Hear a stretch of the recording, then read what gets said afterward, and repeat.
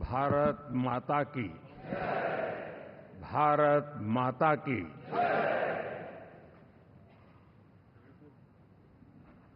मैं सबसे पहले तो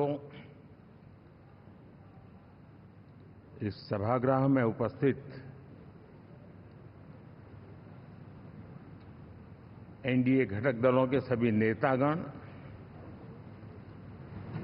नवनिर्वाचित सभी सांसदगण और हमारे राज्यसभा के भी सांसदगण, आप सबका हृदय से बहुत बहुत आभार व्यक्त करता हूं।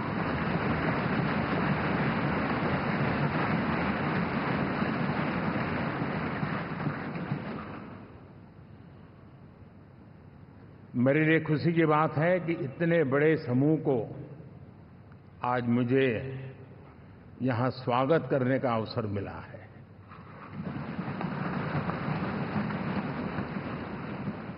जो साथी विजयी होकर के आए हैं वे सभी अभिनंदन के अधिकारी हैं, लेकिन जिन लाखों कार्यकर्ताओं ने दिन रात परिश्रम किया है, न उन्होंने दिन देखा न रात देखी, और इतनी भयंकर गर्मी में हर दल के कार्यकर्ता ने जो पुरुषार्थ किया है, परिश्रम किया है, मैं आज संविधान सदन के इस सेंट्रल हॉल से सर झुका करके उनको प्रणाम करता हूं।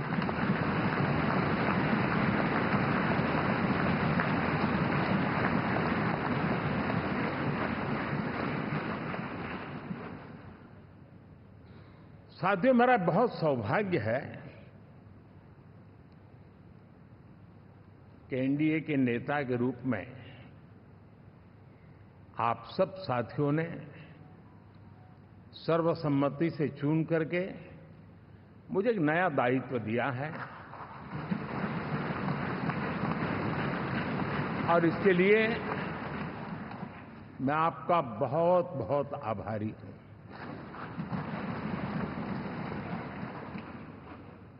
व्यक्तिगत जीवन में एक मैं जवाबदारी का एहसास करता हूं। जब 2019 में इस सदन में मैं बोल रहा था, आप सबने मुझे नेता के रूप में चुना था, और तब मैंने एक बात पर बल दिया था, विश्वास। आज जब आप मुझे फिर से एक बार ये दायित्व देते हैं, इसका मतलब है कि हम दोनों के बीच, हम आपस में विश्वास का सेतु इतना मजबूत है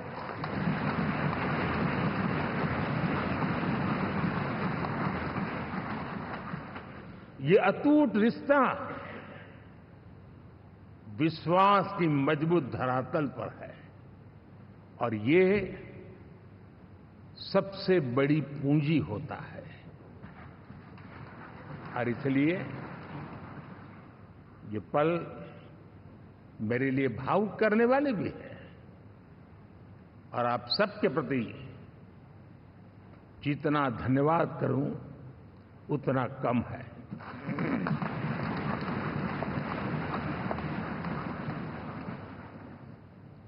साथियों, बहुत कम लोग इन बातों की चर्चा करते हैं, शायद उनको सूट नहीं करता होगा, लेकिन हिंदुस्तान के इतने महान लोकतंत्र की ताकत देखिए कि एनडीए आज देश में 22 राज्यों में लोगों ने उनको सरकार बना करके सेवा करने का मौका दिया।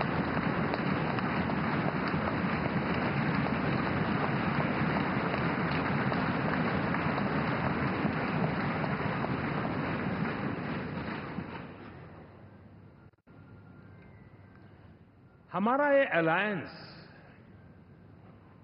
सच्चे अर्थ में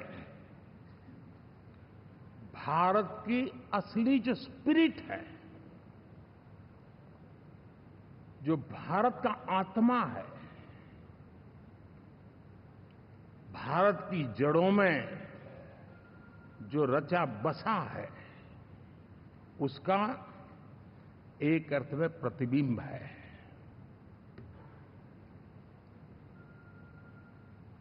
और मैं इसलिए कह रहा हूं कि थोड़ी नजर करें, हमारे देश में 10 ऐसे राज्य जहां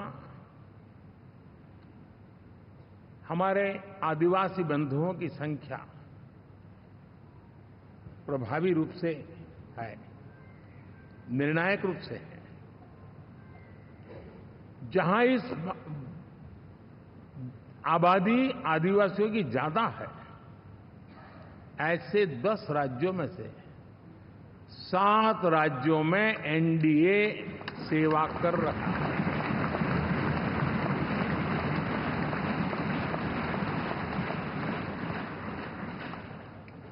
साथियों, हम सर्वपंथ संभाव के हमारे संविधान को समर्पित है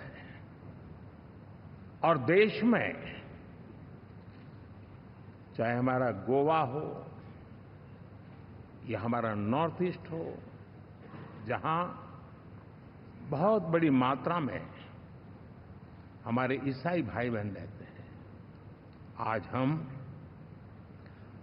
उन राज्यों में भी एनडीए के रूप में सेवा का अवसर हमें मिला हुआ है।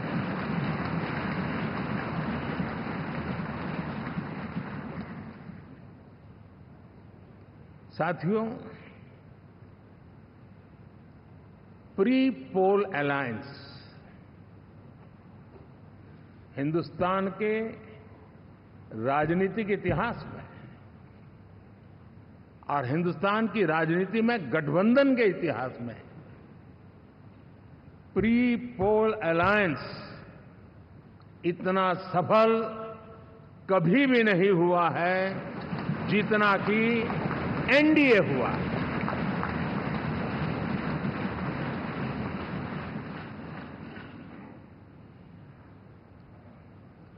और ये गठबंधन का विजय, हमने बहुमत हासिल किया है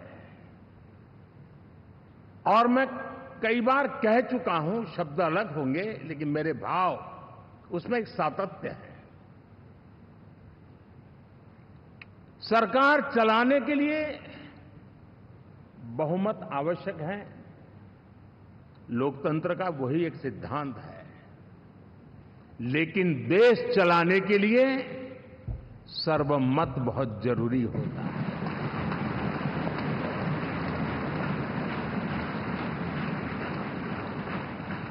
और मैं आज देशवासियों को यहां से विश्वास दिलाना चाहता हूं कि आपने जिस प्रकार से हमें बहुमत देकर के सरकार चलाने का सौभाग्य दिया है, ये हम सबका दायित्व है कि हम सर्वमत का निरंतर प्रयास करेंगे और देश को आगे ले जाने के लिए हम कोई कोर कसर नहीं छोड़ेंगे।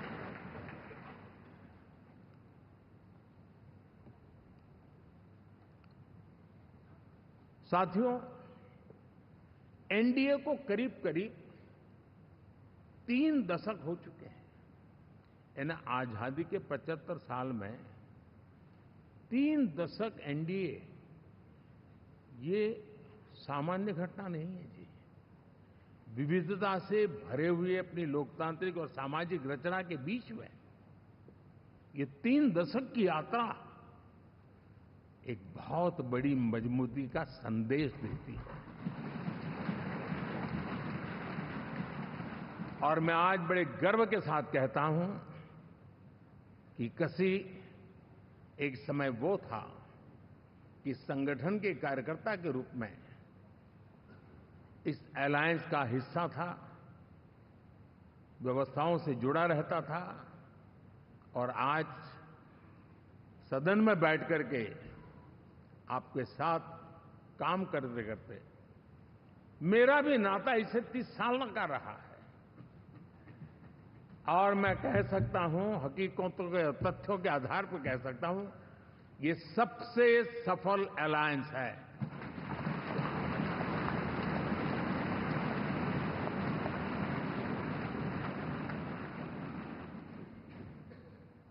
हम गर्व से कह सकते हैं कि 5 साल का टर्म होता है। इस अलायंस ने 30 साल में से 5-5 साल के 3 टर्म सफलतापूर्वक पार किए हैं और अलायंस चौथे टर्म में एंटर कर रहा है।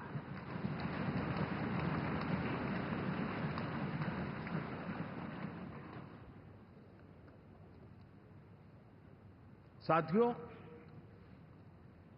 इस बात को जो राजनीति के विशेषज्ञ हैं, अगर मुक्त मन से, मुक्त मन शब्द बहुत महत्व का है,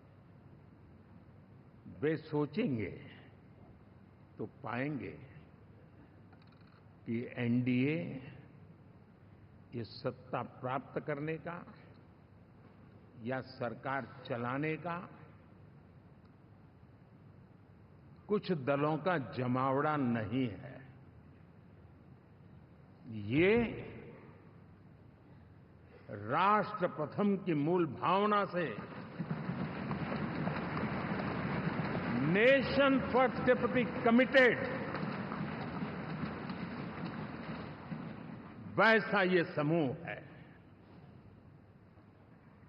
और 30 साल का लंबा कालखंड शुरू में शायद असेंबल हुआ होगा, लेकिन आज मैं कह सकता हूं कि भारत के राजनीतिक व्यवस्था में एक ऑर्गेनिक अलायंस है।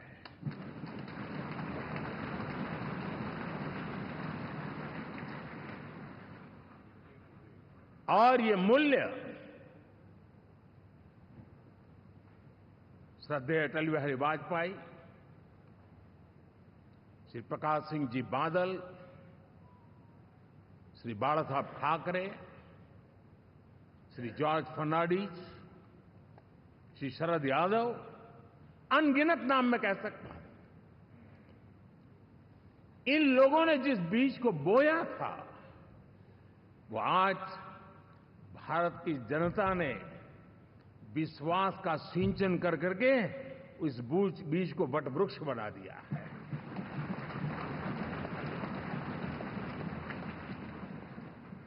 और हम सबके पास ऐसे महान नेताओं की विरासत है और हमें इसका गर्व है। बीते 10 वर्षों में हमने एनडीए की उसी विरासत, उसी मूल्यों को लेकर के निरंतर आगे बढ़ने का और देश को आगे बढ़ाने का प्रयास किया है। जैसे मैंने कहा, मुक्त मन से राजनीति के विश्लेषक अगर विश्लेषण करेंगे तो देखेंगे कि एनडीए का जो लोग दिखते हैं ना, उसमें एक कॉमन चीज नजर आती है और वो है गुड गवर्नेंस।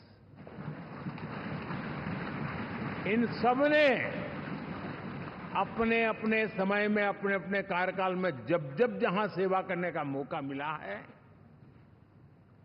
गुड गवर्नेंस इस देश को दिया है। और इस प्रकार से एनडीए एक प्रकार से, एनडीए कहते ही गुड गवर्नेंस ये अपने आप पर्यायवाची बन जाता है। साथियों, हम लोगों के सभी के कार्यकाल में, चाहे मैं गुजरात में रहा हूं या बाबू हमारे आंध्र में रहे हो या नीतीश जी ने बिहार के लिए भरपूर सेवा की हो, हम सबके अंदर केंद्र बिंदु में गरीब का कल्याण केंद्रस्थ रहा है।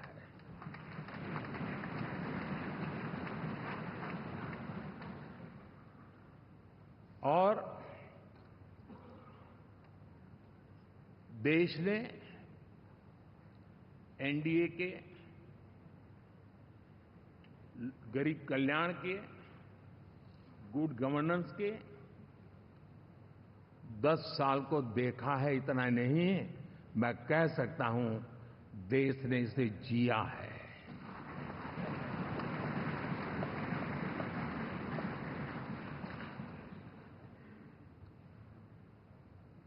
जनता जनार्दन ने सरकार क्या होती है, सरकार क्यों होती है, सरकार किसके लिए होती है, सरकार कैसे काम करती है, इसको पहली बार अनुभव किया है। वरना जनता और सरकारों के बीच में एक खाई की व्यवस्था ही बनी हुई थी। हमने उसको पाट दिया है। हमने सबका प्रयास का मंत्र देश को नई ऊंचाई पर ले जाने के लिए चरितार्थ करके देखा है। साथियों, एनडीए सरकार में हम अगले 10 साल में, मैं बहुत जिम्मेवारी के साथ कह रहा हूं, अगले 10 साल में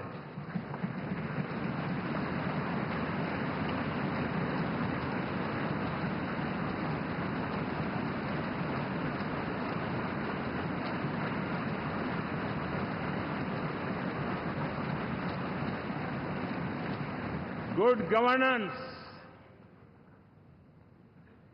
विकास, नागरिकों के जीवन में क्वालिटी ऑफ लाइफ, और मेरा व्यक्तिगत रूप से एक बहुत बड़ा ड्रीम है, मैं लोकतंत्र की समृद्धि को जब सोचता हूं तो मैं चाहता हूं कि सामान्य मानवीय के जीवन में से, और खास करके मध्यम वर्ग, उच्च मध्यम वर्ग, उनके जीवन में से सरकार की दखल जितनी कम हो, उतनी लोकतंत्र की मजबूती है।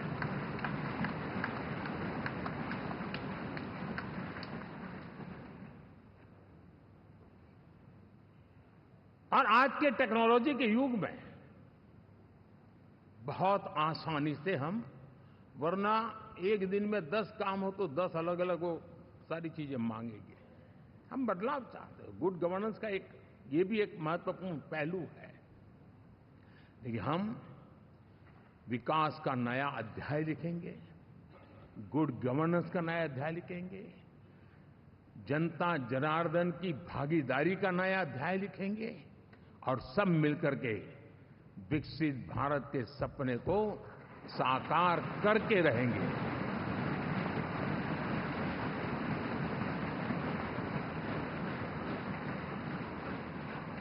साथियों, एनडीए में, और मैं अगर विस्तार से कहूं तो सदन में किसी भी दल का कोई भी जनप्रतिनिधि होगा, मेरे लिए सब बराबर है।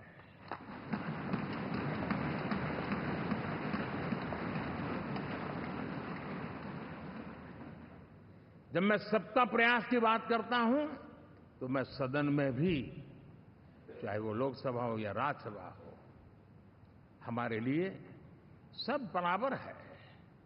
और यही एक भाव है जिसके कारण 30 साल से एनडीए अलायंस मजबूती के साथ आगे बढ़ा है। अपना पराया कुछ नहीं है। सबको गले लगाने में हमें कभी कोई कमी नहीं रखी है। उसी का परिणाम है कि जनता का विश्वास भी जीत पाते हैं। साथियों, हमने 2024 में जिस टीम भावना से काम किया है और ग्रासरूट लेवल पे किया है, सिर्फ फोटो ऑप करना, नेता मिलकर के हाथ हिलाएं और फिर तुम्हारे रास्ते में मेरे रास्ते, ऐसा नहीं। ग्रासरूट लेवल तक सबने मिल करके ये जो काम किया है, और उसी ने हमें ऑर्गेनिक अलायंस का सामर्थ्य दिया है।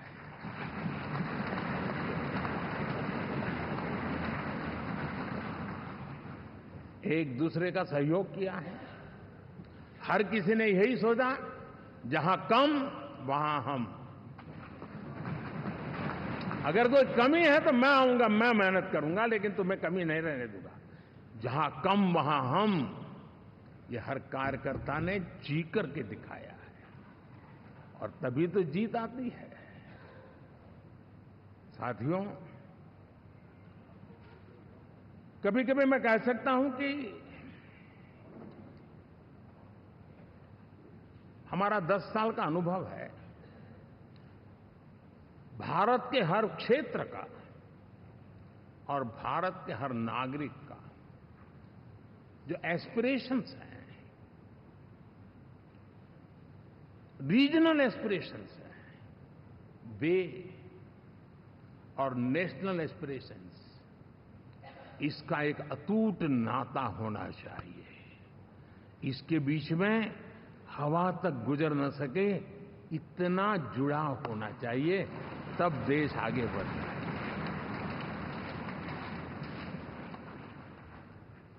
साथियों, इस चुनाव में मैं कुछ उल्लेख जरूर करना चाहूंगा, जो मेरी नजरिए से मैंने देखा है। दक्षिण भारत में एनडीए ने एक नई राजनीति की नींव मजबूत की है।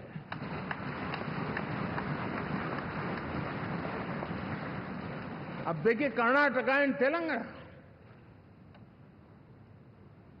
अभी अभी तो इनकी सरकारें बनी थी, लेकिन पल भर में ही लोगों का विश्वास टूट गया, भ्रम से लोग बाहर आ गए और एनडीए को गले लगा दिया। कर्नाटक और तेलंगाना में दोनों जगह।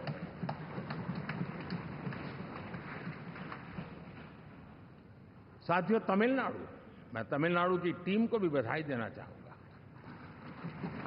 और वहां हमारा एनडीए समूह बहुत बड़ा भी है, और कईयों को पता था कि हम एक साथ एक सीट नहीं लड़ा पाएंगे, लेकिन इस लड़ाई में हम साथ रहेंगे। और मैंने बहुत से एनडीए के साथी तमिलनाडु में ऐसे हैं कि जिनका कोई उम्मीदवार नहीं था, लेकिन इस झंडे को ऊंचा रखने के लिए वो जी जान से जुटे थे। और इसलिए आज तमिलनाडु में भले हम सीट नहीं जीत पाए, लेकिन जिस तेजी से एनडीए का वोट शेयर बढ़ा है, वो साफ साफ संदेश दे रहा है कल में क्या लिखा हुआ है।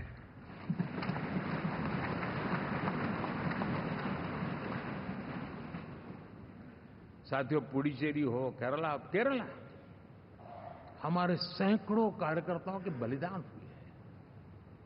यूडीएफ हो या एलडीएफ हो, शायद हिंदुस्तान के राजनीतिक जीवन में इतना जुल्म एक विचारधारा को लेकर के जीने वाले लोगों पर हुआ होगा तो सिर्फ मैं कह सकता हूं केरल में हुआ है। जम्मू कश्मीर से भी ज्यादा हुआ है। उसके बावजूद भी सामने कहीं विजय नजर नहीं आता था। उन्होंने परिश्रम की पराकाष्ठा में कभी पीछे नहीं रहे, पीढ़ियां खपा दी, और आज पहली बार संसद में केरल से हमारा प्रतिनिधि बन के आया।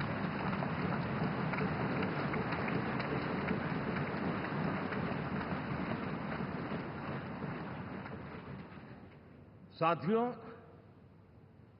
अरुणाचल में हमने लगातार, हमारी सरकार बनती रही है और भारी समर्थन से बनती है। सिक्किम में भी हमारे एनडीए की सरकार करीब करीब क्लीन स्वीप के साथ, अरुणाचल क्लीन स्वीप। आंध्र, मैं अबू बाबू को पूछ रहा था, बोले हिस्टोरिकली ये सबसे हाईएस्ट विक्ट्री है।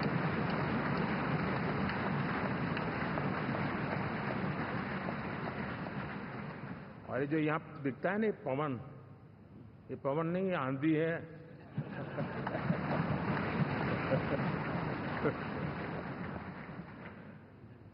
आंध्र ने इतना बड़ा हमारे प्रति जनमत दिया है। हिंदुस्तान के लिए एक सामान्य मानवी की विकास की जो जिजीविषा है, उसका प्रतिबिंब है। और महाप्रभु जगन्नाथ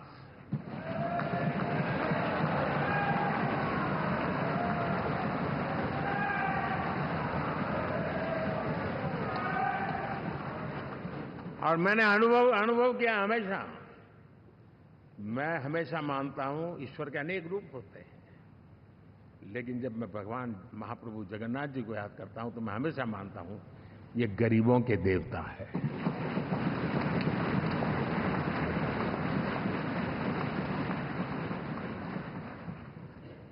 और वहां जो क्रांति रूप परिणाम आया है, मैं इसे एक रिवॉल्यूशन देख रहा हूं।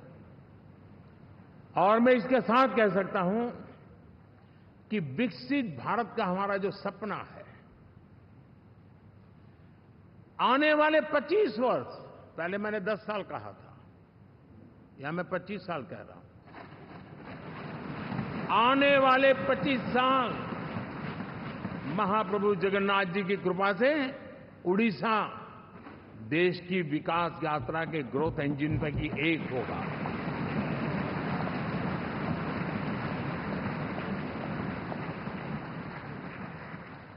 साथियों,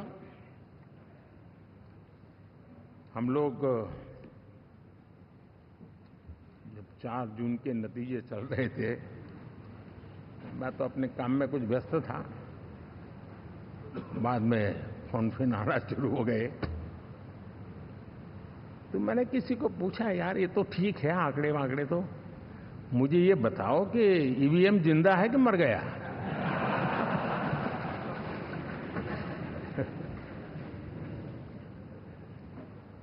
क्योंकि ये लोग तय करके बैठे थे कि भारत के लोकतंत्र और लोकतंत्र की प्रक्रिया के प्रति विश्वास ही लोगों का उठ जाए, और लगातार ईवीएम को गाली देना। और मुझे तो लगता था कि शायद इस बार वो ईवीएम की अर्थी का जुलूस निकालेंगे, लेकिन 4 जून शाम आते आते उनको ताले लग गए, ईवीएम ने उनको चुप कर दिया। ये ताकत है भारत के लोकतंत्र की, ये ताकत है भारत की निष्पक्षता की, ये भारत की ताकत है भारत के चुनावी तंत्र की, चुनाव आयोग की। और मैं मानता हूं कि ये आशा करता हूं कि 5 साल तो अब ईवीएम शायद मुझे नहीं सुनाई देगा, लेकिन जब 29 में हम जाएंगे तो फिर से शायद ईवीएम को लेकर के नाचने की शुरुआत करेंगे, क्योंकि इनके सुधरने की संभावना बहुत कम है। आप देखिए, चुनाव के समय मैंने पहली बार देखा, शायद हर तीसरे दिन इलेक्शन कमीशन के काम में रुकावट आए, इसके लिए सुप्रीम कोर्ट के दरवाजे खटखटाए गए, भांति भांति की एप्लीकेशन, और एक ही टोली थी। और लोकतंत्र के प्रति जिनका भरोभार अविश्वास, ऐसे लोग सुप्रीम कोर्ट का उपयोग करते हुए कैसे रुकावट डाले, इसका निरंतर प्रयास करते रहे। और चुनाव आयोग की ताकत का एक बड़ा हिस्सा अदालतों में, इस पीक आवर्स में, चुनाव के पीक आवर्स में, यानी कितनी निराशा लेकर के ये लोग मैदान में आए थे कि उन्होंने पूरा हमला उसी इंस्टीट्यूट पे लगा दो, ताकि चुनाव के कोई भी परिणाम आए, हम दुनिया के सामने भारत को भी बदनाम कर लें। ये षड्यंत्र का हिस्सा था दोस्तों, और कभी भी देश उनको माफ नहीं करेगा। साथियों, इंडी गठबंधन वाले जब ईवीएम का विरोध करते हैं तो मैं सिर्फ एक चुनाव के रूप में नहीं देख रहा। मैं मानता हूं ये लोग मन से पिछली शताब्दी के सोच वाले लोग हैं। वे टेक्नोलॉजी को हम महत्व न समझते हैं, न टेक्नोलॉजी स्वीकार करने को तैयार है। और ये सिर्फ ईवीएम में दिखाई दिया, ऐसा नहीं, यूपीआई में दिखाया। जब हमने कहा कि हिंदुस्तान के लोग डिजिटल ट्रांजैक्शन करेंगे, फिनटेक की दुनिया में आज हिंदुस्तान का नाम हो गया, मानने को तैयार नहीं। आधार आज देश की एक पहचान बना है। मैं तो देख रहा हूं कि मुझे कई देश कहते हैं कि हमें आधार की पद्धति से आगे बढ़ना है, आप कैसे मदद कर सकते हैं। उस आधार को रोकने के लिए सुप्रीम कोर्ट में बार बार जाकर के परेशानियां पैदा की। यानी मूलतः ये प्रगति के विरोधी, आधुनिकता के विरोधी, टेक्नोलॉजी के विरोधी इंडी अलायंस हमने देखा है। साथियों, इस देश के लिए ये भी चिंता का विषय है कि विश्व में भारत के लोकतंत्र की ताकत को कम आंकने का प्रयास, और कितना एक्सट्रीम है। मैं दुनिया में ढोल पीट रहा हूं कि हम मदर ऑफ डेमोक्रेसी है, और ये दुनिया में जाकर के बता रहे नहीं हमारे देश में तो डेमोक्रेसी ऐसा कुछ नहीं, कि वो मोदी बैठ गया है, वो एक चाय बेचने वाला यहां पहुंच कैसे गया, कुछ तो गड़बड़ की होगी। ये जो इनकी मनस्थिति है जी,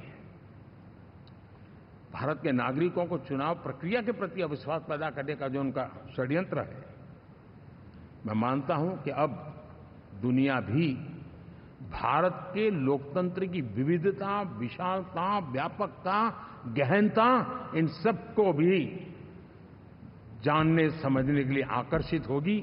ऐसे इस चुनाव के नतीजे में देख रहा हूं। साथियों, जब 1 तारीख को मतदान पूरा हुआ और 4 तारीख को काउंटिंग, इस बीच की चीजों को आप देखिए। योजनाबद्ध तरीके से देश को हिंसा की आग में झोंकने का बयान दिए जाते थे। यहां इकट्ठे होना, यहां पहुंचना, यहां करना। कुछ लोग इस चीज को गंभीर नहीं लेते हैं, लेकिन ये बहुत गंभीर है। आप भारत के लोकतंत्र को, पहले उसकी व्यवस्था को अनादर करते हो, अब परिणाम आने से पहले एक ऐसा माहौल बना दो कि बस आग लगा देंगे। हर प्रकार से उन शब्दों का अर्थ यही निकलता है कि उन्होंने देश को उस दिशा में ले जाने का प्रयास किया था। लगातार देश को गुमराह करने का प्रयास किया गया, देश के लोगों को बांटने का प्रयास किया। अरे, चुनाव एक ऐसा लोकोत्सव होता है कि ज्यादा से ज्यादा लोगों को हम जोड़े, तोड़ने के लिए नहीं होता है। लेकिन हर प्रकार से कोशिश यही की गई। साथियों, मैं मानता हूं कि 2024 के लोकसभा के चुनाव के जो नतीजे हैं, हर पैरामीटर से देखेंगे, दुनिया ये मानती है और मानेगी कि ये एनडीए का महाविजय है।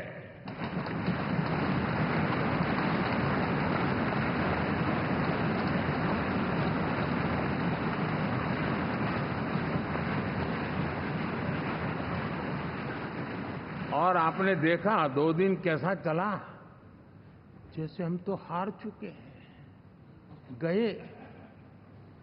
सब चारों तरफ यही दिखता था, क्योंकि उनको अपने कार्यकर्ताओं का मोरल हाई करने के लिए ऐसे काल्पनिक परेड ये करने पड़ रहे हैं। और साथियों,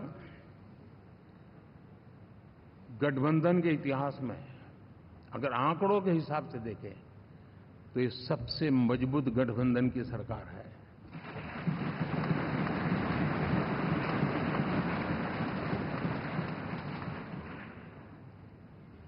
लेकिन कोशिश ये की गई कि इस विजय को स्वीकार न करना, उसको पराजय के छाया में ही डुबो के रखना। लेकिन उसकी ऐसी चीजों की बाल मृत्यु हो जाती है, और हो भी गई। लेकिन देशवासी जानते हैं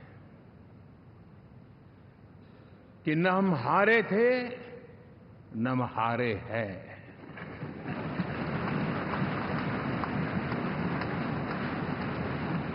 लेकिन 4 तारीख के बाद हमारा जो व्यवहार रहा है वो हमारी वो पहचान बताता है कि हम विजय को पचाना जानते हैं।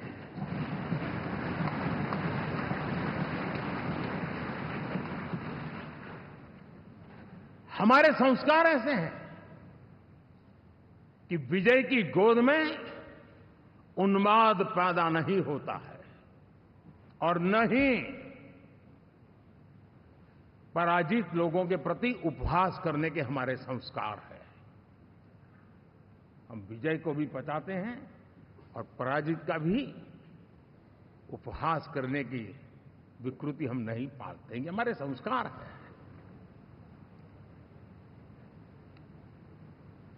अब किसी भी बालक को पूछो कि भाई लोकसभा के चुनाव के पहले सरकार किसकी थी, तो कहेगा एनडीए। 24 के नतीजों के बाद सरकार किसकी बनी, एनडीए। फिर हारे कहां से भाई? पहले भी एनडीए थी, आज भी एनडीए और कल भी एनडीए है।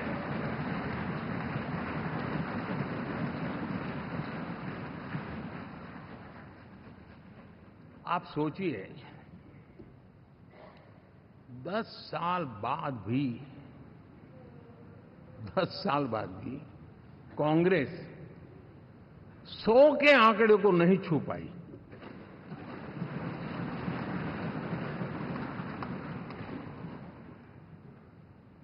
और अगर मैं 14, 19 और 24 3 चुनावों को जोड़ करके कहूं, कांग्रेस के 3 चुनाव जोड़ूं, तो इन 3 चुनावों में जितनी सीटें मिली है उससे ज्यादा हमें इस चुनाव में मिली है।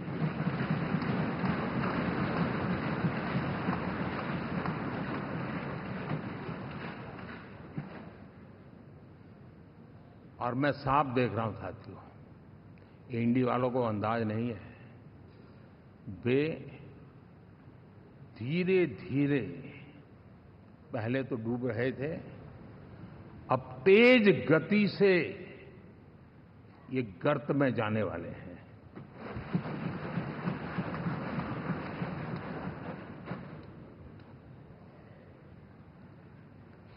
साथियों, इंडिया अलायंस वाले देश के सामान्य नागरिकों की जो समझ है, आज भी वो उसके सामर्थ्य को समझ नहीं पाए या समझना चाहते नहीं है।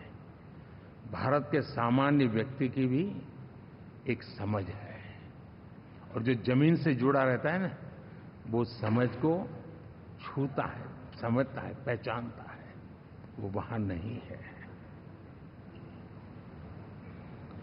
साथियों, इन लोगों का जो व्यवहार रहा है 4 तारीख के बाद, मैं आशा करता था कि वे लोकतंत्र का सम्मान करेंगे, लेकिन उनके व्यवहार से लगता है कि शायद उनमें ये संस्कार आए, इसके लिए हमें और इंतजार करना पड़ेगा। और तो मैं ज्यादा कुछ कह नहीं सकता। और ये वो लोग हैं जो खुद की पार्टी के पीएम का अपमान करते हैं, उसके निर्णयों को फाड़ देते थे। खुद की पार्टी को विदेशी मेहमान आ जाए तो उसके लिए चेयर नहीं होती थी। ये सारे दृश्य आपने देखे हैं, ठीक। और मैं समझता हूं कि इन सारी स्थितियों में से हम लोकतंत्र की मजबूती और जनता जनार्दन के प्रति आस्था, इसको हम, साथियों, लोकतंत्र हमें सबका सम्मान करना सिखाती है। विपक्ष में भी जो सांसद जीत करके आए हैं, मैं उनको भी बधाई देता हूं।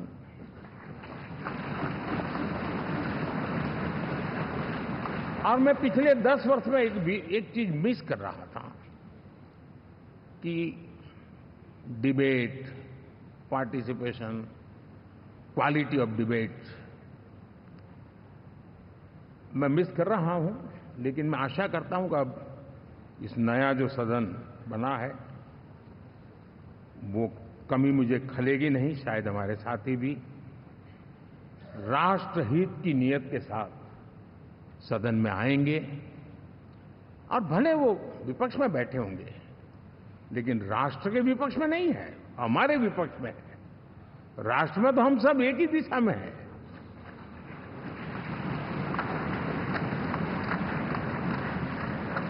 राष्ट्र में हमारा कोई पक्ष विपक्ष नहीं है। राष्ट्र में तो हम 140 करोड़ है और मैं आशा करता हूं कि वो राष्ट्र हित की भावना को लेकर के सदन में आएंगे और सदन को समृद्धि देने में वे कुछ न कुछ योगदान करेंगे।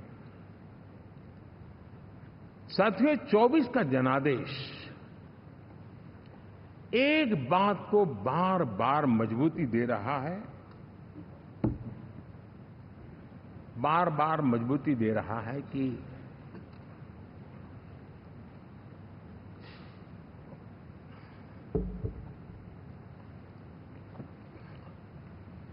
देश को आज के वातावरण में सिर्फ और सिर्फ एनडीए पर ही भरोसा है।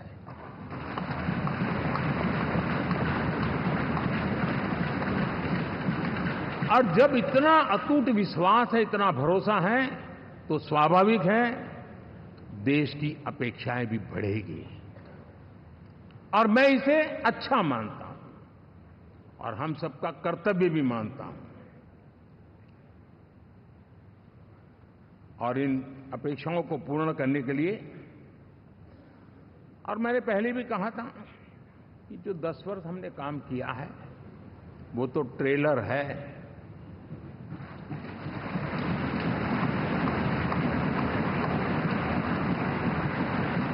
और वो मेरा चुनावी वाक्य नहीं था, ये मेरा कमिटमेंट है।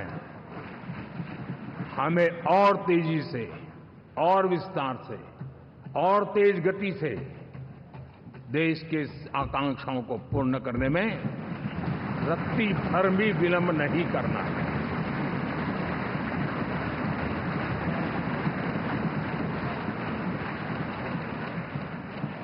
जनता जनार्दन चाहती है हम पहले से ज्यादा डिलीवर करें। जनता चाहती है कि हम खुद ही हमारे पुराने रिकॉर्ड तोड़े।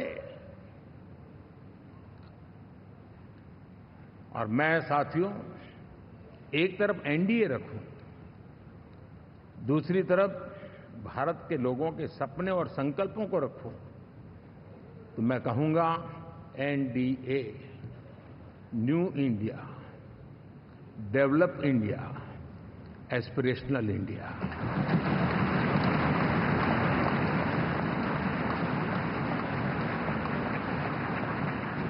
और इसी सपने और संकल्पों को पूरा करना, ये हम सबका संकल्प भी है, कमिटमेंट भी है और हमारे पास रोड मैप भी है।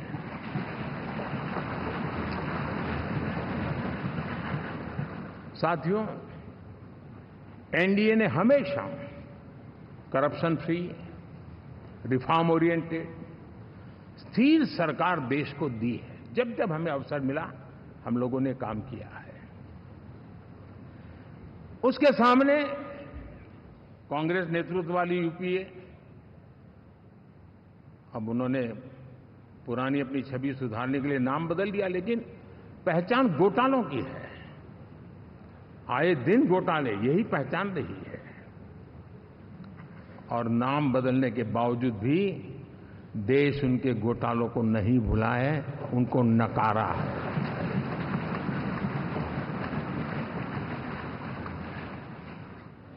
और मैं कह सकता हूं साथियों, इंडी अलायंस वालों ने एक व्यक्ति का अपोज करने के वन पॉइंट एजेंडा के कारण देश की जनता ने उनको ही ऑपोजिशन में बिठा दिया है।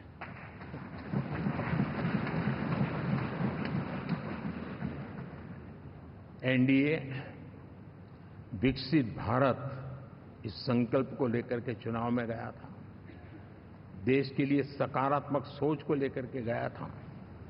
देश की युवा शक्ति के सामर्थ्य को समझ करके नए अवसरों को लेकर के देश को आगे बढ़ने की बात लेकर के गया था, जबकि हमारे सामने जो लोग थे वो भ्रम फैलाना, झूठ फैलाना, यही गुमराह करने वाले काम यही करते रहे थे। अब एनडीए और उनका देखें, इवन नामांकन में जाएंगे तो भी आपको देखेगा उनका चुनाव प्रचार, उनका नामांकन, हम लोगों का एक एक दृश्य देख लीजिए और उनका एक एक दृश्य देखिए, कितना बड़ा अंतर है। हर चीज में उनका कैरेक्टर दिखाई देता है। और क्या रहा, फोटो ऑप के लिए तो उन्होंने अलायंस घोषित कर दिया, लेकिन कितने ही राज्यों में वो आपस में लड़ते रहे हैं, चुनावी जंग में एक दूसरे की पीठ में छुरा भोंकते रहे हैं। कभी उन्होंने कहा कि ये तो हमारा वैचारिक अलायंस है, वो विचार लेवल पर ठीक है, बाकी नीचे तो हमारा अपना हम तैयार करेंगे। और अब फिर उन्होंने कहा कि भाई हम तो सीट के आधार पर अलायंस करेंगे, टोटल न भी करें, ये भी खेल खेला। और अभी अभी तो चुनाव पूरा शुरू कर दिया कि ये तो हमारा अलायंस लोकसभा के चुनाव के लिए ही था, बाद में नहीं है, ये भी शुरू कर दिया। यानी मैंने बहुत पहले कहा था कि आप देख लेना 4 जून के बाद बिखराव शुरू हो जाएगा, और वो शुरू हो चुका है। इसका मतलब ये हुआ कि वो सिर्फ और सिर्फ सत्ता सुख के लिए एक दूसरे का साथ देने की कोशिश करते थे, लेकिन उनमें उनका अगर स्वार्थ निश्चित होता तो साथ देना, वरना नहीं देना, एक कैरेक्टर था। साथियों, ये लोग कितने ही बड़े झूठे बोलते रहे हैं। और आप देखिए, चुनाव के समय उन्होंने देश के सामान्य नागरिक को गुमराह करने के लिए जो पर्चियां बांटी कि ये देंगे और वो देंगे और टिकना देंगे, फलाना देंगे, 2 दिन से मैं देख रहा हूं कि कांग्रेस के दफ्तरों पर लोग कतार लगा के खड़े हैं कि ये पर्ची है, 1 लाख रुपया कहां है, लाओ भाई, मांग रहे हैं लोग। यानी आपने जनता जनार्दन की आंखों में कैसा उनको भ्रमित किया, कैसी आंख में धूल झोंक दी कि वो बेचारा सामान्य नागरिक मान के चलता था, हाँ भाई 4 जून के बाद रुपया मिल जाएगा, इसलिए वो जाके खड़ा रह गया। और अब उसको धक्का मारा जा रहा है, डंडे मारे जा रहे हैं, वहां से निकाला जा रहा है। अब इस प्रकार का चुनाव, ये अपने आप में देश के गरीबों का अपमान है, हमारे देश के सामान्य नागरिकों का अपमान है। और कभी भी देश ऐसी हरकतों को न भूलता है, न ही कभी माफ किए बिना माफ कभी करता है।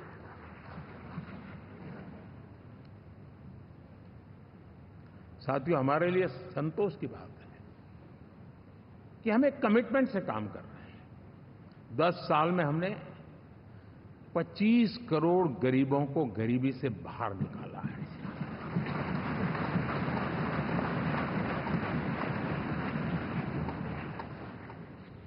गरीब कल्याण का एक सुरक्षित मजबूत कवच दिया है हमने उसको, और उसके अंदर भी एक नए एस्पिरेशंस पैदा हुए हैं कि हां, अब मुझे गरीब नहीं रहना है, और उसके लिए मुझसे जो हो सकेगा मैं हर अवसर का फायदा उठाऊंगा। 3 करोड़ गरीबों को घर, ये ऐसे कहने का आंकड़ा नहीं है जी, कितनी मेहनत पड़ती है मुझे मालूम है, लेकिन हम सफलतापूर्वक इसको कर पाए हैं। 4 करोड़ लोगों को दे चुके हैं, 3 करोड़ का हम संकल्प लेकर के आज से आगे बढ़ेंगे। यानी ये भी हिम्मत है कि 4 करोड़ देने के बाद जिन परिवारों का विस्तार हुआ है, जरूरत पड़ी है, और राज्यों की भी उसमें इच्छा है, 3 करोड़ नए घर बनाने का संकल्प। 70 वर्ष की आयु से ऊपर के व्यक्तियों को, नागरिकों को 5 लाख रुपए तक इलाज के लिए मुफ्त इलाज की व्यवस्था। मुद्रा योजना के तहत हमारे नौजवानों को कारोबार के लिए 20 लाख तक की उनकी बैंक से उनको लोन मिले, इसकी व्यवस्था। ये मैं समझता हूं कि वायदा हमारे तीसरे कार्यकाल की गारंटियां, सब मैं अभी बताता नहीं हूं, लेकिन इन गारंटियों के प्रति हम कमिटेड हैं और उसे पूर्ण करने के लिए हम कोई कमी नहीं रखेंगे। साथियों, गरीब का सशक्तिकरण और मिडिल क्लास को सुविधा, ये हमारी प्राथमिकता है, क्योंकि मध्यम वर्ग अब इस देश का एक बहुत बड़ा चालक बल है।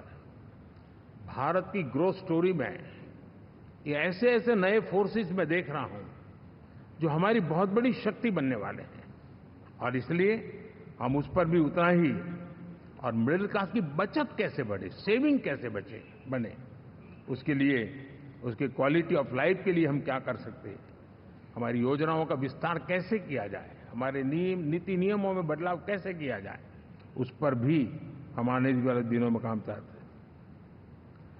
साथियों, पंचायत से पार्लियामेंट तक हमारी नारी शक्ति की सक्रिय भागीदारी, ये हमारा कमिटमेंट है, और हमने हमारे पिछले कार्यकाल में नारी शक्ति वंदन अधिनियम करके उस बात को हमने आगे बढ़ाया है। और वो दिन दूर नहीं होगा जब हमारे सदन में बहुत बड़ी तादाद में हमारी माताएं बहनें देश का नेतृत्व करती हुई दिखाई देगी।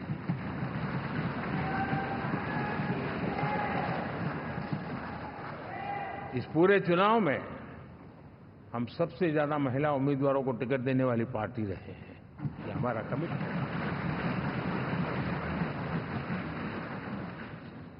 हमारी महिला सांसदों को जो आशीर्वाद देश की जनता ने दिया है, मैं इसके लिए विशेष रूप से उनका आभार व्यक्त करता हूं। और साथियों, आपने देखा होगा G20 समिट में दुनिया के सामने एक विषय लेकर के हम बड़े आग्रह से गए हैं, और वो है empowerment of women, development of women. इन सारी बातों को तो हम परिचित हैं। हमने एक नया शिफ्ट किया है, और हम G20 समिट से भी इसको आगे बढ़ा रहे हैं, विमेन लेड डेवलपमेंट।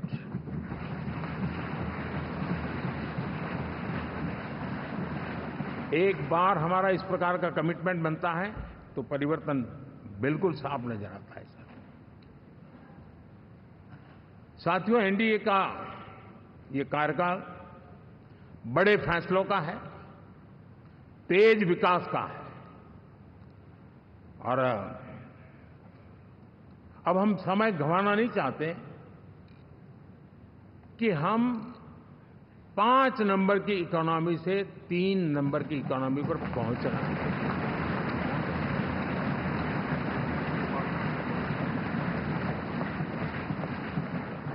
और ये खाली 5 और 3 का आंकड़ा नहीं है, उसके कारण जो अर्थव्यवस्था का कद बन जाता है, वो सामान्य मानवीय की आशा आकांक्षाओं को पूरी करने के लिए सरलता बढ़ जाती है। देश के लिए जो जरूरतें हैं वो आराम से पूरी करने का सामर्थ्य बन जाता है, और इसलिए हम उस दिशा में बड़ी कोशिश करके आगे बढ़ना चाहते हैं। राज्यों का सहयोग भी उसमें उतना ही महत्वपूर्ण है, और भारत के संविधान ने हमें जिस प्रकार का दिशा निर्देश किया है कोऑपरेटिव फेडरलिज्म का, लेकिन मैंने उसमें आग्रह रखा है कॉम्पिटिटिव कोऑपरेटिव फेडरलिज्म।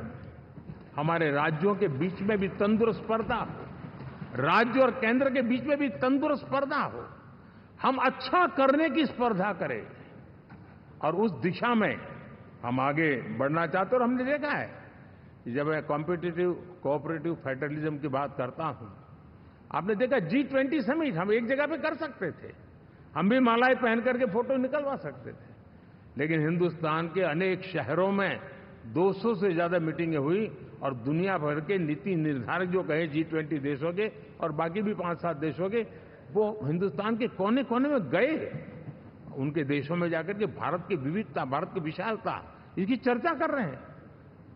उनके लिए आश्चर्य है, हमने तो दिल्ली आकर के वापिस जाते थे, पता ही नहीं था कि देश इतना बड़ा है। ये अपनी एक ताकत का परिचय हुआ है। हमने कोविड में देखा, राज्यों के साथ कोऑपरेशन के साथ हमने जिस प्रकार से लड़ाई लड़ी, और एक सूत्र में रह करके लड़े, दल किसी का भी हो सरकार में, लेकिन हमने इस काम को किया क्योंकि हमारा कोऑपरेटिव फेडरलिज्म के प्रति कमिटमेंट है। एस्पिरेशनल डिस्ट्रिक्ट एक ऐसा मॉडल है गवर्नेंस का जिसमें राज्य भी उतना ही सक्रियता से हमारे साथ जुड़े हुए हैं। और दुनिया के लिए जो डेवलपिंग कंट्रीज हैं, उनके लिए गवर्नेंस का एक ऐसा मॉडल प्रस्तुत हो रहा है जिसका अब तो केस स्टडी के रूप में दुनिया के अनेक यूनिवर्सिटी केस स्टडी करना शुरू की है। अब उसको हम आगे बढ़ाते हुए एस्पिरेशनल ब्लॉक की तरफ ले जा रहे हैं, ताकि हमारे ग्रासरूट लेवल पे भी जो वीक एरियाज हैं, जहां सुविधाएं अभी सामान्य एवरेज से भी नीचे हैं, उसको हम जल्दी से जल्दी उस स्टेट की एवरेज तक लाना चाहते हैं। देश का रीजन, कोई भी क्षेत्र हो, सर्वांगीण विकास को लेकर के हम चले।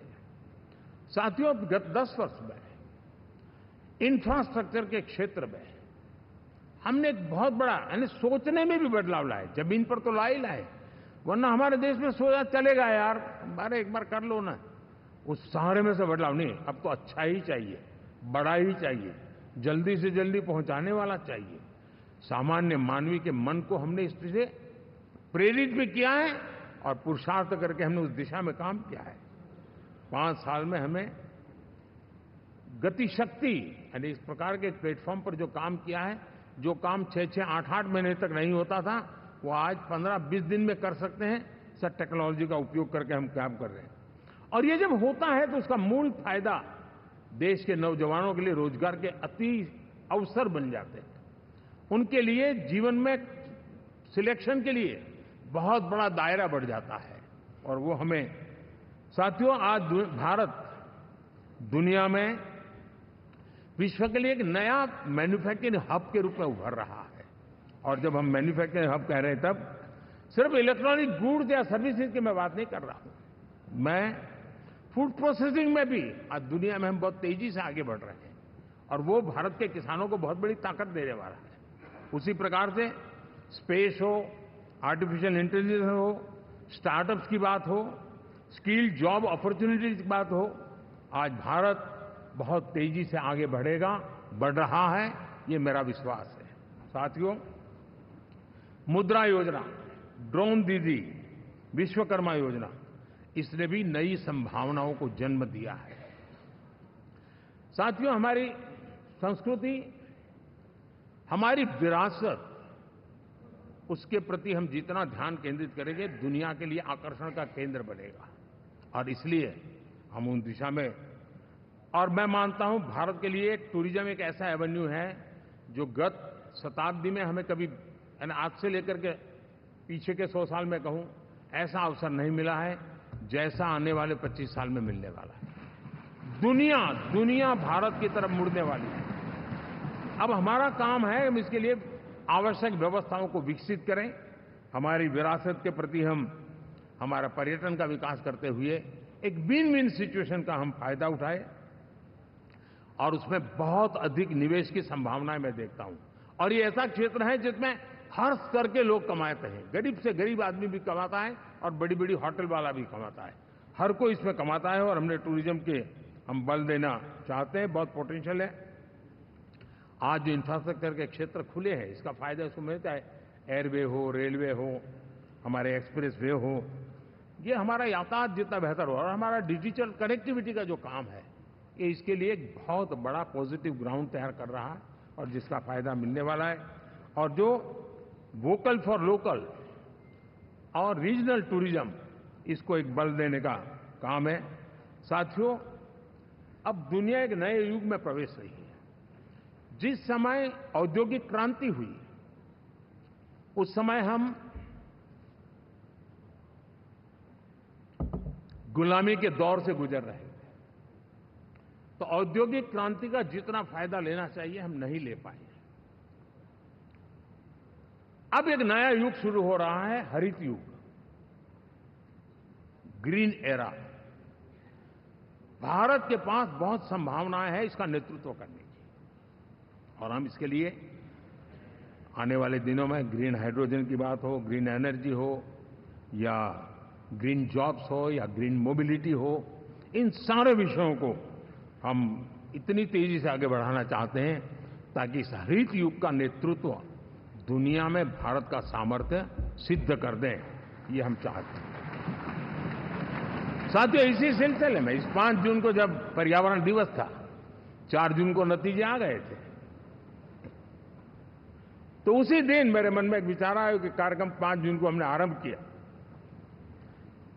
एक पेड़ मां के नाम। हर किसी को मां के प्रति श्रद्धा होती है, और मैं भी देशवासियों को कहूंगा कि आने वाले समय में कभी आपकी माताजी का जन्मदिन हो, क्या कोई और शुभ दिन हो, अपनी मां के नाम पर एक पेड़ लगाइए। और मां जीवित हैं तो साथ लेकर जाइए, उनकी फोटो आप सोशल मीडिया में अपलोड कीजिए, और मां नहीं है तो उनकी फोटो रख करके एक पेड़ लगाइए, और वो अपनी मां का भी सम्मान होगा और धरती मां की सेवा होगी। हम इन 2 माताओं की सेवा करें। साथियों, एनडीए, अब भारत आइसोलेशन में नहीं जी सकता। वैश्विक परिवेश में भारत की भूमिका दिनों दिन बहुत बढ़ती चली जा रही है। 2014 में जब एनडीए की सरकार बनी, पूरे विश्व में उसी एक पल से ही एक नया जिज्ञासा पैदा हुई, थोड़ी आशा के संकेत उनको नजर आने लगे, और फिर उस बदलाव बहुत बड़ा तेजी से आया। और पिछले 10 वर्ष में भारत ने जिन कामों को बढ़ लिया है, आज भारत की छवि विश्व बंधु की बन चुकी है। दोस्तों, विश्व हमें एक बंधु के रूप में स्वीकार कर रहा है, और जब दुनिया हमें विश्व बंधु के रूप में स्वीकारती है तो हमारी वैश्विक जिम्मेवारियों को भी हमने हमारे आने वाले रोड मैप में महत्व देना ही होगा। और भारत की सफल विदेश नीति ने अच्छे परिणाम भी दिए हैं। हमने हर संकट को उस प्रकार से हैंडल किया जिस प्रकार से मानवीय मूल्यों को हमने प्राथमिकता दी। उसका परिणाम है कि सामान्य मानवी के मन में ये विश्व बंधु वाला भाव बहुत मजबूत हुआ, और भारत का सेवा भाव का जो कैरेक्टर है उसको विश्व ने पहचाना है। चाहे यूक्रेन का संकट हो, चाहे अफगानिस्तान का संकट हो, हर हमारे लोगों को बचाना हो, हमने किसी भी में हमने कोई कमी नहीं रखी है। और साथियों, ये क्षमता के कारण भारत में निवेश की संभावनाएं बहुत बढ़ने वाली है। मैं राज्यों से भी कहूंगा कि आप प्रगतिशील नीतियां बनाकर रेडी रहिए। विश्व आज आपके आंगन पे दरवाजे पर दस्तक दे रहा है, और जो राज्य ज्यादा स्पष्ट नीतियों के साथ आएगा, जो राज्य उन कंपनियां विदेशी आने वाले लोगों को ठीक से हैंडल करेगा, उसको बेनिफिट मिलने ही वाला है। और भारत ने जो नीतियां बनाई है, भारत ने जो वातावरण बनाया है, उसका लाभ भारत के हर राज्य को मिलना चाहिए, और उस दिशा में हम तेजी से काम करना चाहते हैं। साथियों, हमने G20 समिट में देखा है, दुनिया का भारत के प्रति नजरिया बदला है। जो लोग इन चीजों को माइन्यूटली देखते होंगे उनको पता होगा कि G20 एक प्रकार से कई संकटों से गुजर रहा था। उतार चढ़ाव आते रहते थे, बिखराव भी नजर आ रहा था, लेकिन भारत में G20 आने के बाद नए प्राण से भर गया है, नया सामर्थ्य आ गया है। और ये भारत की ताकत है कि उसने पूरे विश्व को जोड़ने में G20 के माध्यम से बहुत बड़ा काम किया है। और उसके इन दिनों भी जो परिणाम आए, इसके बाद मेरा काफी समय विदेश के सरकारों से फोन अभिनंदन स्वीकार करने में गया, और शायद मैं 2014 में 19 में भी ऐसा अनुभव नहीं था जितना इस बार फ्लो है। दुनिया के करीब करीब, अब नाम ले, उसने भारत को शुभेच्छा व्यक्त की है या बात करने की कोशिश की है। यानी ये वैश्विक जो हमारा ताकत है उसका परिचय करवा रहा है, और उसके कारण मैं मानता हूं कि विश्व में हमारा सम्मान और साथ साथ भारत में निवेश, ये दोनों संभावनाएं बढ़ रही है। साथियों, हमारे संविधान का 75वां वर्ष है। हम चाहते हैं कि संविधान हमारी संवैधानिक संस्थाओं का संरक्षण भर इसके मात्र के लिए है, ऐसा नहीं। कोई अदालत में धाराओं का उपयोग करके काम करने के लिए नहीं है। ये एक हमारी भावना है, हमारा स्पिरिट है, और हमें इस 75 साल को ऐसे मनाना है ताकि हम संविधान के स्पिरिट को जन जन तक पहुंचाएं। हर जन को संविधान की जो भावना है, कर्तव्य की भावना है, अनेक बात ऐसे इस बात है, उन सब प्रति समर्पण उसका बढ़े, उस दिशा में हम काम करना चाहते हैं। साथियों, छत्रपति शिवाजी महाराज के राज्याभिषेक के 350 वर्ष के उत्सव में देश आज रंगा हुआ है, और हमारे लिए सबसे बड़ी प्रेरणा है, क्योंकि उसमें राष्ट्र प्रथम की भावना है। छत्रपति शिवाजी महाराज को याद करते ही राष्ट्र प्रथम की भावना हमें मजबूती देती है, और इसलिए हम देश में इसी एजेंडा को आगे रखते हुए, और जब इसी समय 350 साल का पर्व आया है, तो हमें अपनी पॉलिसी और परफॉर्मेंस और सामान्य मानवीय का जीवन बेहतर करना है, उसमें जरा भी विलंब नहीं करना है। साथियों, विकास की सारी तैयारियां, रोड मैप लेकर को हम चलेंगे ही, चल रहे हैं, लेकिन साथ साथ हम नए नए सांसद आए हैं, कुछ पुराने सांसद हैं, कुछ ज्यादा अनुभवी सांसद भी हैं। आप देखते हैं कि इन दिनों, पिछले 2 दिन से आप टीवी पे देखते होंगे, एक भी सच्चाई मुझे उसमें नजर नहीं आई। कोई ये कह रहा है, कोई वो कह रहा था, सब मैंने कहा भी जरा पूछो तो ये जानकारी लाते कहां से, गपगोले चला रहे, किसी के खाते में कुछ भी डाल करके चल रहा है। तो मतलब ये थोड़े दिन, क्योंकि 10 साल से ऐसे अवसर नहीं मिले हैं, तो शायद ये उबाल जरा ज्यादा रहेगा। लेकिन आप मान के चलिए जी, ऐसे लोग कोई पहुंचेंगे, बस साहब मेरा अच्छा संबंध है, मंत्री में आपका नंबर कर सकता हूं, आया, हमें भी पता नहीं होता यार, हो सकता है मिनिस्टर बनने का ही रास्ता होगा, तो हम भी गलती से उसका हाथ पकड़ लेते हैं, और वो पता नहीं वो किस खाई में डुबो देता है। कभी कभी तो शायद अब तो टेक्नोलॉजी ऐसी है कि हो सकता है मेरे सिग्नेचर से कोई लिस्ट बाहर निकल जाए कि ये मंत्री बन गए, हो सकता है कोई बुद्धिमान डिपार्टमेंट भी बांट दे। तो आजकल कई लोग सरकार बनाने में लगे हुए हैं, मंत्री पद बांट रहे हैं, पद बांट रहे हैं, व्यवस्था बांट रहे हैं। मैं आपसे आग्रहपूर्वक कहता हूं, और जो मोदी को जानते हैं, ये सारे प्रयास निरर्थक है वे।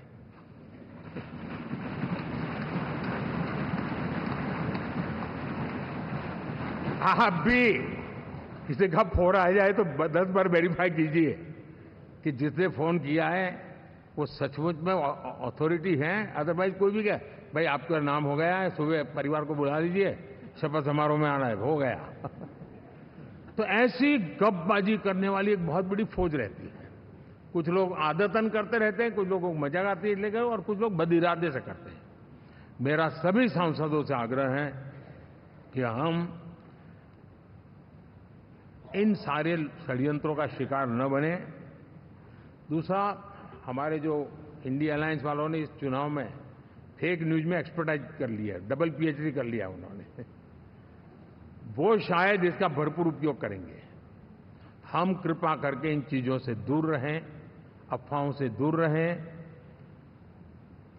ये जो टीम बैठी है वो अनुभवी टीम है, मुझे भी सही सलाह देने वाली टीम है, और इसलिए टीम मिलकर के बहुत सही निर्णय करने वाली है। कृपा करके ब्रेकिंग न्यूज के आधार पर देश चलेगा नहीं, ये मान के चलिए।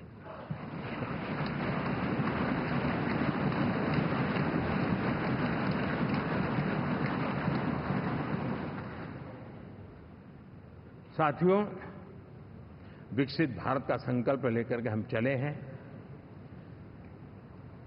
3 नंबर की इकोनॉमी पहुंचना मैं जानता हूं, निश्चित रोड मैप के साथ उसको हम पार करने वाले हैं। और मैंने पहले भी कहा था कि मेरा पल पल देश के नाम है, मेरा पल पल आप लोगों के नाम है। मैं 24/7 अवेलेबल हूं।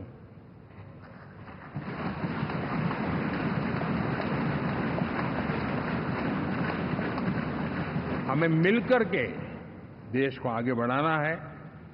फिर से एक बार आप लोगों ने मुझ पर जो विश्वास जताया है, जो प्यार दिखाया है और जो समर्थन दिया है, वाकई मैं मानता हूं भारत के लोकतंत्र की एक बहुत बड़ी ताकत है। मैं जितना आपका आभार व्यक्त करूं उतना कम, और मैं विश्वास दिलाता हूं कि मैं आपकी आशा अपेक्षाओं को पूरी करने में, परिश्रम करने में कोई कमी नहीं रखूंगा।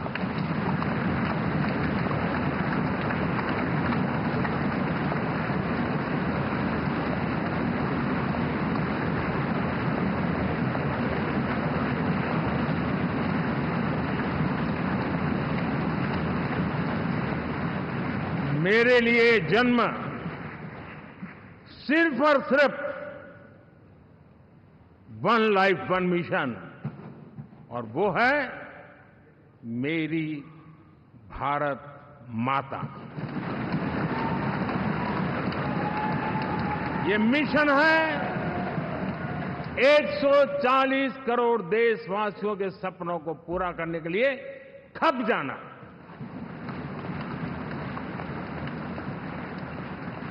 ये मिशन है 140 करोड़ देशवासियों को 1000 साल की मुसीबतों से जो गुजरी हुई पीढ़ी दर पीढ़ी है, उसे मुक्ति दिला करके सम्मान के साथ विश्व में मेरा हर देशवासी दुनिया उसे देखे तो उसका मन कर जाए, काश ये हिंदुस्तान का है, अरे नजर मिल जाए तो अच्छा होगा। ये मैं स्थिति पैदा करना चाहता हूं। उसका मन लालायित होना चाहिए, हिंदुस्तानी है, अरे यार जरा हाथ मिला लूं, कुछ एनर्जी मुझे भी आ जाए। मैं देश को इस ऊंचाई पे ले जाना चाहता हूं। और साथियों, मुझे पक्का विश्वास है आपका साथ, आपका सहयोग, आपका अनुभव बहुत बड़े परिणामों की संभावनाएं लेकर के आया है। लोकसभा का ये गठन उन सभी आकांक्षाओं को पूरा करेगा। मैं फिर एक बार आप सबका हृदय से बहुत बहुत धन्यवाद करता हूं।